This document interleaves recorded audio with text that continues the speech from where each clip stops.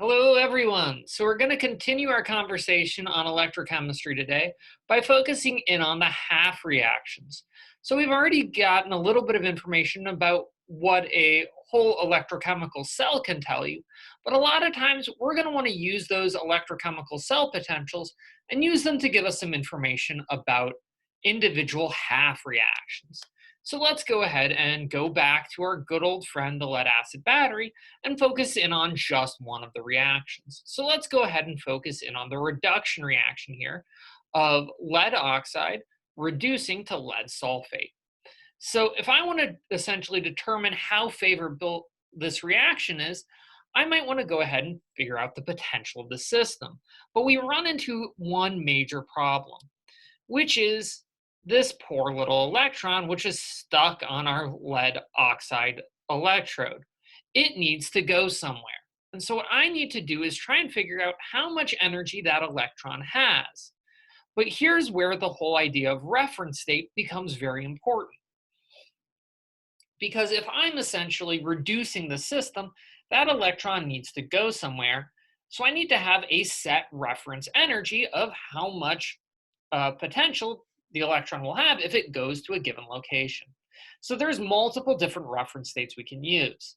However, the single most common is a hydrogen electrode. So this is often known as the standard hydrogen electrode. And the idea here is I'm going to combine my little electron, which is going to be placed on a platinum electrode, and then go ahead and combine it with a free proton in solution, and this will make hydrogen gas. So because I'm going to typically be using this as an electron source, I should be more specifically thinking of the oxidation reaction. So what I'll do is I'll go ahead and I'll feed in hydrogen at 1 atm. I'm going to go ahead and combine it with an electron on it will go ahead and place an electron on my platinum electrode, which can then go off to go do what it will on my cathode. And this will leave behind essentially one little solitary proton. But as we've seen before, concentration matters when I'm talking about potential. So we're going to say that this proton exists at a 1 molar, or more specifically, 1 normal state. So essentially, whatever proton concentration is represented by a 1 normal solution. And this is essentially referred to as the normal hydrogen electrode if I'm dealing with a 1 normal solution, or a standard hydrogen electrode if I treat a system of 1 molar protons as if they were ideal. Functionally, these two numbers should be the exact same. And again, this can be given in line notation as a platinum electrode, 1 atmospheric hydrogen, and 1 normal protons. And this is going to be my classic state for an oxidation, for my oxidation reaction, which I'm comparing all my reduction reactions to. Now, it is worth noting that since it is an oxidation reaction and I have given you the potential as the reduction reaction, we should think about what the oxidation reaction potential is, which would also be 0, because all I need to do is flip the sign on my potential to get the flipped reaction. So this is also one of the nice things when considering the standard hydrogen electrode, is it has a 0 oxidation potential and a 0 reduction potential. However, as you can imagine, in practice, this is a little bit of an inconvenient cell to try and set up, because I need to start pumping 1 atmospheric hydrogen over an electrode system with 1 molar strong acid. You know, I could do this, but this isn't going to be what I'm going to want to do every time I need to have a standard potential. So we need somebody who's a little bit more practical for actual lab settings. And that's where the silver-silver chloride electrode comes in. So the silver-silver chloride electrode has a silver chloride solid reference electrode, which can be reduced to form silver, producing a single chlorine atom. And again, this process is a reduction reaction with a single electron being placed on our silver anode, and has a reduction potential of 0.22 volts, again, versus the standard hydrogen electrode. So if I'm going to treat this as a true oxidation reaction, again, this will have a potential of negative 0.22. However, we run into a slight problem, which is the fact that as I use up my electrode, I'm going to have to worry about changing concentrations of my chloride. Now, we are fairly lucky here, is that chloride is the only aqueous species, so it's the only thing that can affect the potential of the system. But that chloride concentration can change, and the more I use the system, the less likely it is to be at a 1 molar concentration. So we need to account for the fact of I need to know the activity of the chloride. Well, here we can actually get a little bit lucky, because if I, by convention, put a potassium chloride salt at the bottom of my electrode, well, that potassium chloride is going to essentially produce a saturated system of potassium and chloride. And when I do this, this is going to fix the concentration of the chloride at about 4.6 molar chloride. And when it does, it produces a very consistent potential at about 1.97 volts. Again, versus standard hydrogen electrode, if you're treating it as an oxidation reaction, because we are generally using this as our anode, it has a potential, an oxidation potential of negative 0.197 volts. And this reference electrode is referred to as the silver-silver chloride electrode. And this tends to be, again, our real workhorse electrode with a reduction potential of 0.197 and an oxidizing potential of negative 1.197. And again, we reference this system. I have a silver electrode with silver chloride solid on top with potassium chloride solvent present elsewhere in the solution, and saturated potassium and chloride ions. And again, our good old salt bridge. However, this is going to form our general workhorse electrode. So most of the time when people are using a real electrode to make measurements, this is the one that they're talking about. However, one of the things I want to make you very aware of is that there is a older counterpart of the silver-silver chloride electrode, which you should make sure to not confuse it with, because it is an incredibly accurate reference electrode, though not used as much currently, and that is our good old friend, the saturated calomel electrode, SCE. So be very cautious that when you're talking about silver-silver chloride, you use the acronym SSCE, and when you're talking about saturated calomel electrode, it's SCE, because people occasionally mix them up. And as you may notice, they do have different potentials. However, in deference to the silver chloride electrode, the SCE electrode is much older, and it is an incredibly accurate system. And what it does is it makes use of silver chloride solid, more commonly known as calomel, which produces, which when it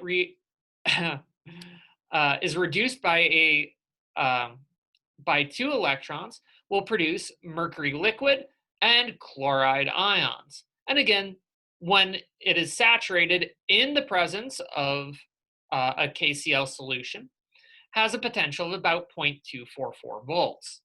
And again, this is a very useful reference electrode, and you'll most commonly see it when you look back in the literature.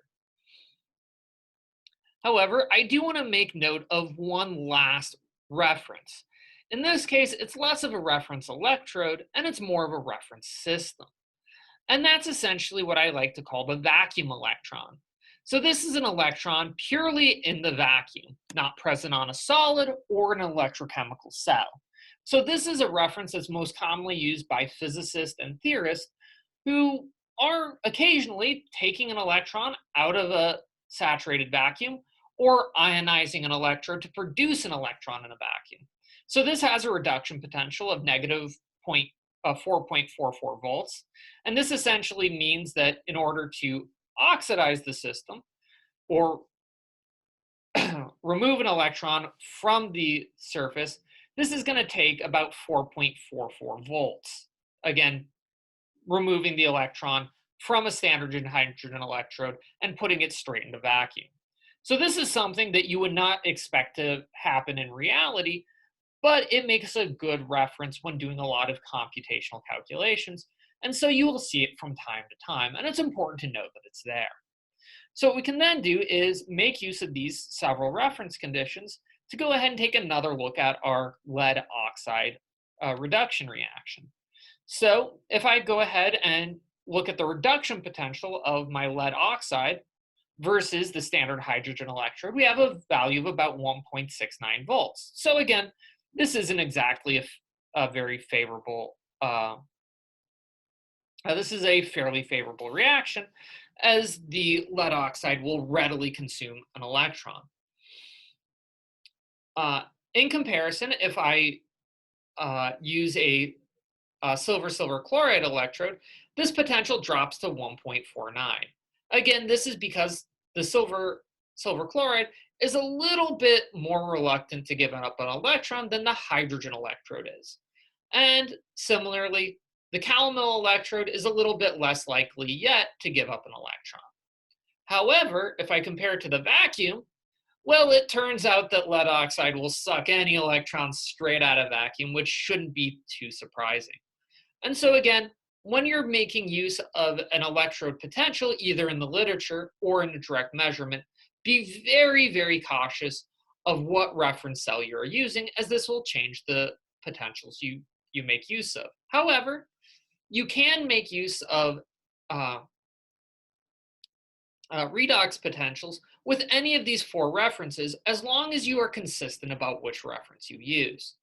So in practice, once I have my reduction potential that I care about, I can essentially use this to determine any other type of reduction potential or an overall reaction potential, simply through applying a lot of our applications of Gibbs free energy. Because what we can do is say, imagine a reaction such as the reduction of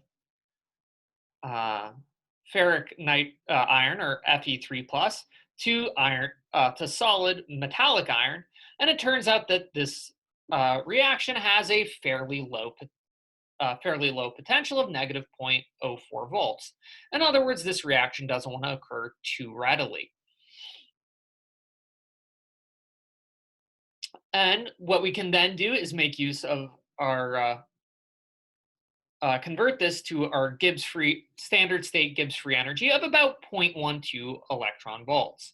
Now, one of the reasons why I like making use of electron volts in this case is simply put that you can turn volts to electron volts simply by multiplying by the number of electrons present. In this case, since I've got 3 electrons, negative 0.04 volts now becomes positive 0.12 electron volts, which is a fairly useful strategy when you want a little bit more direct comparison in between voltages and energies. So we can do a similar reaction for the reduction of bleach. So bleach, or hypochlorite, can essentially combine with water and 2 electrons to form a chloride ion and some hydroxide. And again, under standard state basic conditions, so this does include 1 molar hydroxide. This has a standard state potential of 0.9 volts, which, since it's transferring 2 electrons, corresponds to negative 1.8 eV. And again, remembering that a positive potential indicates favorability, while a negative Gibbs free energy also indicates favorability. And then again, we're just counting for the number of electrons per mole of reaction. So what we can then do is figure out how to combine these two reactions. Well, in order to do that, I'm first going to need to make sure that both systems are transferring the same number of electrons. So my iron system, uh, so with 3 electrons uh, being required to reduce my iron and 2 electrons to reduce my bleach, I need to find the least common multiplier, which in this case is 6. So when in doubt, a good option is just trying to multiply the two numbers by each other, and that will always work, and you can see if there's some uh, lower shared multiplier present. So when I do this, we find that the uh, reduction potential of the ferric iron remains at negative 0.04 volts. And the reason why here actually is fairly straightforward. Volts is how much energy there is per unit charge. Well, if the amount of charge changes, that doesn't change the amount of energy per that charge. And again, one of the good ways to think about this is the energy per electron. So my potential remains unchanged as I change the reaction. My Gibbs free energy, however, does undergo a significant change because this is the total size extensive energy per mole of reaction. And as I now go from 1 mole to 2 moles of reaction, this changes the free energy of reaction. Another good way of looking at it is I change the number of electrons. So now instead of multiplying my system by 3 electrons, I now have to multiply it by 6. So I go from a Gibbs free energy reaction of 0.12 volts to 0.24 volts, or 0.04 times 6. And again, remembering to flip the signs. We do a very similar thing with my chloride. I multiply this reaction by 3. Potential remains unchanged, but my Gibbs free energy also becomes multiplied by 3. So this is going to help allow me combine these two reactions, as now we'll notice that all of the electrons will essentially cancel out. Now I have to consider which way would I expect this reaction to combine. So if I let this reaction proceed naturally, I'm going to want the method that gives me a Gibbs free energy of reaction that is negative or favorable. So I'm going to flip the reaction with the lower potential. So in this case, this iron reaction is relatively less favorable as it has a more negative potential or a more positive Gibbs free energy. So I can then go ahead and flip this reaction and then combine these two reactions like I always would for a Gibbs of reaction. So this means I can then go ahead and simply add together my potentials to give me a value of 0.94, and again, add together my Gibbs free energies of reactions to give me a value of negative 5.64. This is the general idea that we're looking at when we're trying to combine two half reactions together to make one net reaction. However, one of the things I want to make you aware of is that when I'm combining my half reactions, combining my oxidation and reduction reactions is going to give the same exact result as adding together my free energies. However, one of the alternative methods that we often teach in, say, a general chemistry course is simply that you can take the more favorable reaction and then subtract out the less favorable reaction. Because subtracting out, again, the reaction that the oxidizing reaction is going to be the same thing as flipping the reaction and then adding it. So again, here we're making use of subtraction is the same thing as adding a negative, and both will give you the same net reaction and the same potentials. So either way that you feel the most comfortable with is a good way to proceed. But I do want to make sure that you do not try and mix and match these methods. If you flip the signs of your reaction, you are only going to do addition. If you're going to do subtraction, leave the signs of your potentials alone. As long as you keep these straight, you should be good. However, this leads us with one last little nuance. So I may have a reaction that I can't just go ahead and look up in a table. So if I'm trying to generate a new reduction reaction, I have to essentially do a slightly different procedure. So let's say that I can't find the reduction of iron 3 to iron solid in a table. Most electrochemical tables actually won't contain this reaction because they assume you can do the following trick. which is the reduction of iron 3 to iron is simply these two reactions added together.